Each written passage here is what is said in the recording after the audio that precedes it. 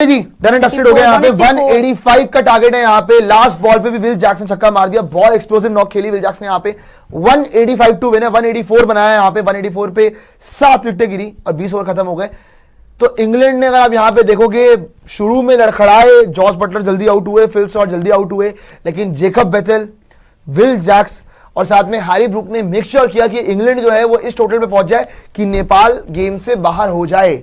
और इंग्लैंड ने यहाँ पे बहुत तगड़े तरीके से लास्ट ओवर के अंदर मारा। मेरे ख्याल से ये जो करण केसी का ओवर है, करण केसी के ओवर ने यहाँ पे पूरी तरह से बेड़ा गर्क करा दिया है नेपाल की टीम का।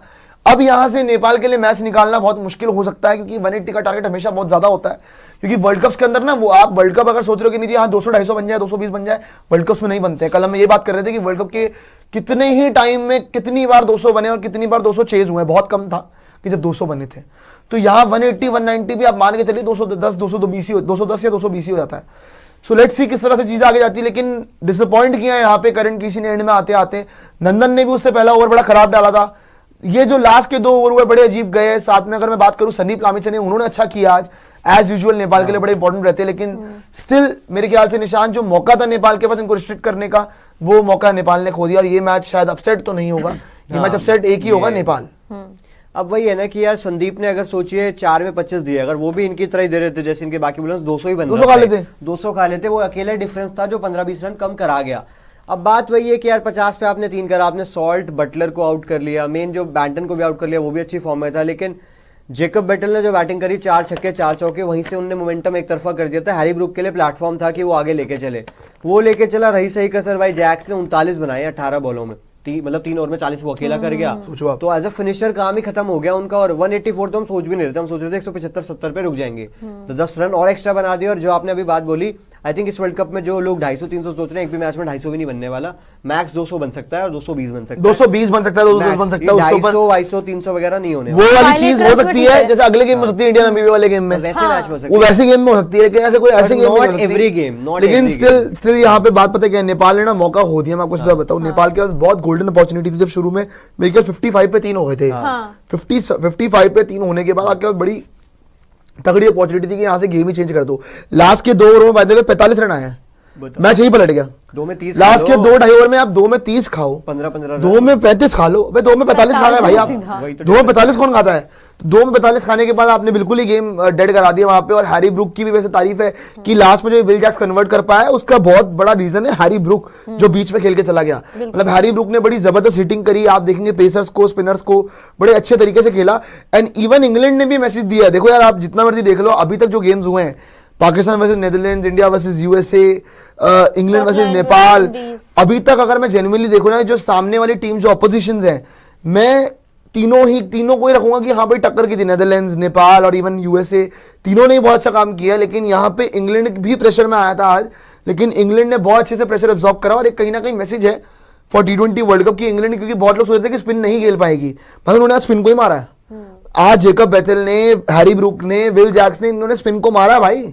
भले ही संदीप लामिछा ने अच्छा करके किया होगा क्योंकि वो उनका एक्सपीरियंस बोल रहा था, फ्रेंचाइजी क्रिकेट खेला हुआ है। लेकिन शशि जी, यहाँ पे एक मैसेज जरूर है कि इंग्लैंड की टीम भी किसी से कम है नहीं, बहुत अच्छा खेली इंग्लैंड की टीम आज के मैच में। बिल्कुल भाई, आज बहुत अच्छा खेली। लेकिन जिस हिसाब से इनका कोलैप्स हुआ है, तो कहीं ना कहीं ये चीज भी दिमाग में आ सकती है कि यार इनका यहाँ पे नेपाल का आगे कोलैप्स हो गया।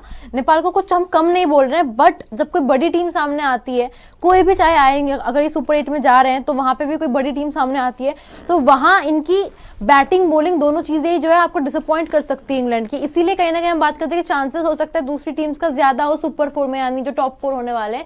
उसके पीछे का रीजन यही है कि यहाँ पे इनकी विकेटें जो है, इनका कोलैप्स कराना बहुत इजी हो गया आज के डेट में। ये भी नेपाल भी कराई गई थी, वो तो बस वही बात है, अब उतनी एक्सपीरियंस टीम है नहीं और इंग्लैंड इतने साथ से क्रिकेट खेल रही है, तो कहीं ना कहीं वहां पे वो एक्सपीरियंस काम आ गया है, इसलिए इतना ज्यादा जो है स्कोर यहाँ तक पहुंचा है। वरना शायद कोई और टीम होती, मतलब कोई और अगर छोटी टीम होती इनके सामने, तो मे भी शायद ना भी कर पाते। और पता सृष्टि जितना टर्न हो रहा है ना यहाँ पे, आई गेस निशान है सृष्टि, आदिल रशीद बहुत आदिल, देखो इनके पास स्पिन ऑप्शन देखो, Adil Rashid, Jacob Bethell, Will Jacks Mumbai के लिए यहाँ पे अच्छा कर चुका, मुंबई इंडियंस के लिए।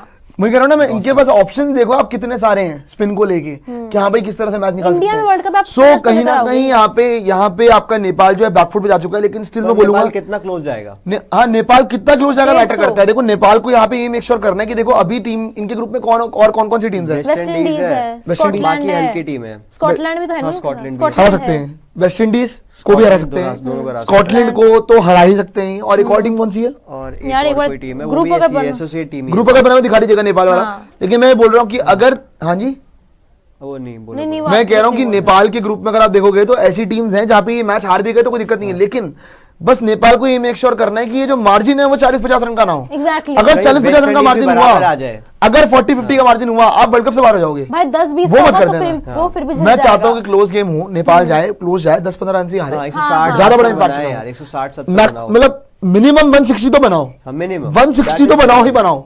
ऐसा नहीं करना कि आप 150, कल आपको पता यूएसए भले ही अच्छा खेल लियो, डैमेज कितनी हुई उनकी नेट रेट माइनस में हाँ, चलेगी, हाँ, -1 पॉइंट समथिंग में। सो हम 30 रन से 29 जीते। रन ये से गड़बड़ बहुत 29, बड़ी है, 29। बहुत बड़ी गड़बड़ है। यहाँ पे ये जो टीम्स हैं इनको मिक्सअप करना पड़ेगा कि क्योंकि ये टीम्स आ तो बड़ी तगड़े तरीके से रही हैं, हाँ। लेकिन जैसे जैसे मैच आगे बढ़ता है ना, वही एक्सपीरियंस का दिक्कत बिखर ये है जाता यार, है। ये यार वही लास्ट चीज ओवर है में ना, 3-4 जो टीम छक्के इतना खा अच्छा गया खेले यार। नहीं। करंट की इसी 3-4 छक्के लास्ट अरे पूरी टीम का एसी ऑन करवा दिया उसने करंट अरे की यार इसी ने। प्रॉब्लम वही है ना, जो टीम इनएक्सपीरियंस है अब यहाँ पे यार, इनका इतना टूर्नामेंट ये लोग नहीं खेले, बड़े टूर्नामेंट्स में इतना ये लोग नहीं आए हैं, और अभी इंडिया में तो ये पहली बार ही खेलेंगे, तो वो चीजें यहाँ पर इंपॉर्टेंट होती है, क्योंकि इंडिया के ट्रैक्स और जो पिछला वर्ल्ड कप था वहां पे जो ट्रैक्स इंडिया थे और उनमें बहुत नेपाल के ट्रैक्स में कोई फर्क थोड़ी है, सेम ही तो मिट्टी है, बेशक यार- बेशक हो यार, बेशक हो, लेकिन वही बात है ना, एक्सपीरियंस इसीलिए इंपॉर्टेंट होता है आपके जी लिए। यहाँ पे आप देखिए जी, आप अगर देखेंगे फिल सॉल्ट आज बड़ी जल्दी, आज इन्होंने मुश्किल काम सारा कर लिया था।